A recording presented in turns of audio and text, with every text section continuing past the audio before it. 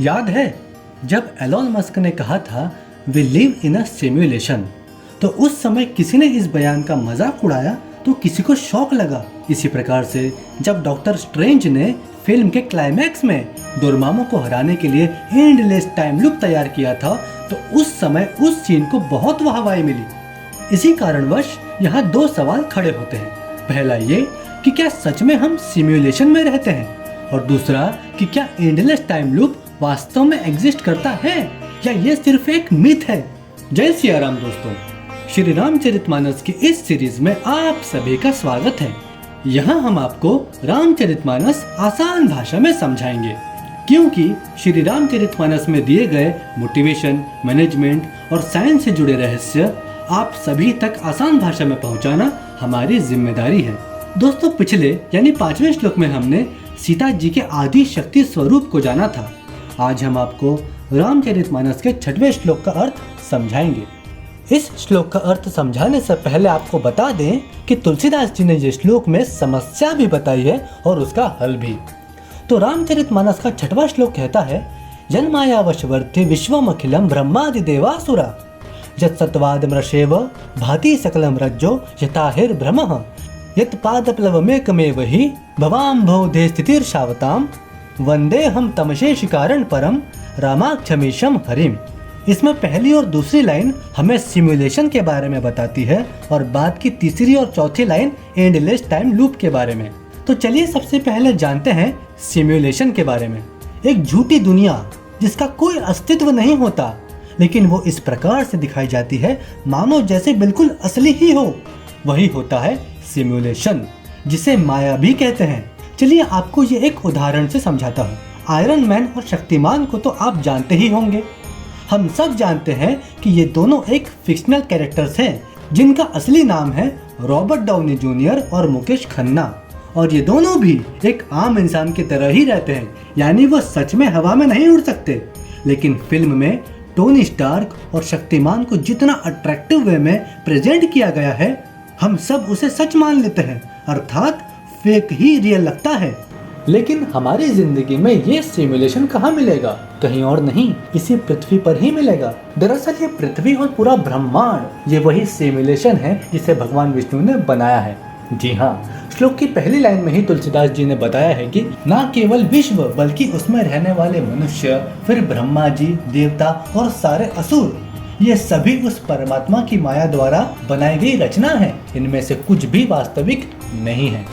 जिसे जिसका काम सौंपा गया है वो उसका किरदार निभा रहे हैं। वो किरदार भले ही अच्छे हों या बुरे। अब आप खुद सोचिए ना कि हम ऐसा क्यों कहते हैं कि सब मोह माया है और यहीं छोड़ के जाना है, क्योंकि एक सच जो हम सभी जानते हैं बस मान नहीं पाते कि पैसा, गाड़ी, शौक, this all are temporary things.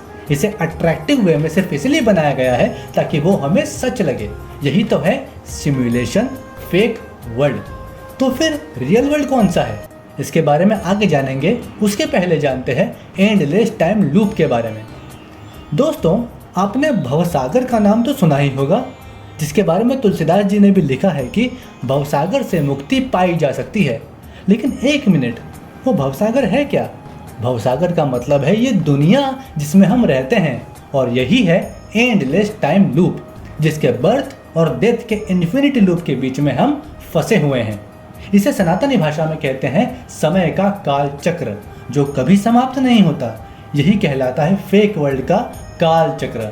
और जैसे ही आप इस काल चक्र को तोड़ेंगे, आप रियल वर्ल्ड में प्रवेश करेंगे, जो परम सत्य है, माया नहीं।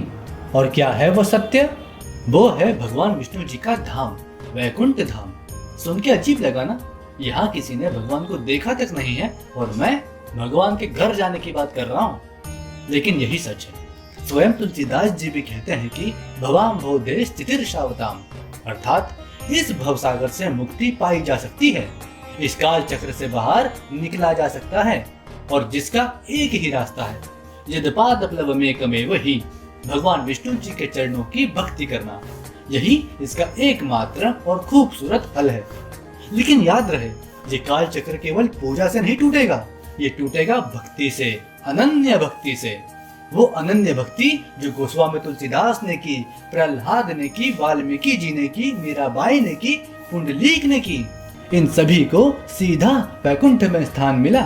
और इन सबसे भी बढ़कर भक्ति की हनुमान जी ने, जिन्हें मोक्ष नहीं बल्कि ईश्वर का कार्य मिला, धर्म को जीवित रखने का काम, राम नाम को आगे बढ़ाने का काम। एक और बात बताऊं, ये जो भी नाम मैंने बताए हैं ये सब तो संत और पुण्यात्मा थे, लेकिन जो बुरे थे जैसे ताड़कासुर, रावण, अभागन अहल्या, जिसे समाज ने भी नकार दिया था, भगवान विष्णु ने अवतार लेकर ऐसे अभागन और असुरों को भी मोक्ष दिया। भगवान भेदभाव नहीं करते, क्योंकि उन्होंने ही तो जीव को अच्छा और बुरा बनाकर इस काल चक्र में भेजा है, और वो भगवान की ही आज्ञा का पालन कर रहा है, जिसमें या तो वो अपने अच्छे कर्मों का फल पा रहा है या बुरे कर्मों की सजा भुगत रहा है। इसीलिए तुलसीदास जी कह गए हैं, तू अच्छा हो या बुरा, तू केवल श्री हरि की ही भक्ति कर, जो एकमात्र सत्य है, अनंत है, अविनाशी है, और तू इन सब से छूट जाएगा।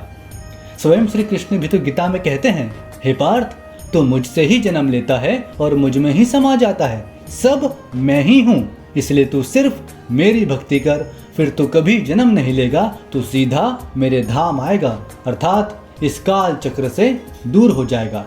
एक और बात, हो सकता है कुछ लोग ये कहेंगे कि शिव भी तो अनंत हैं, अविनाशी हैं, तो क्या उनकी भक्ति करने से मोक्ष नहीं मिलेगा?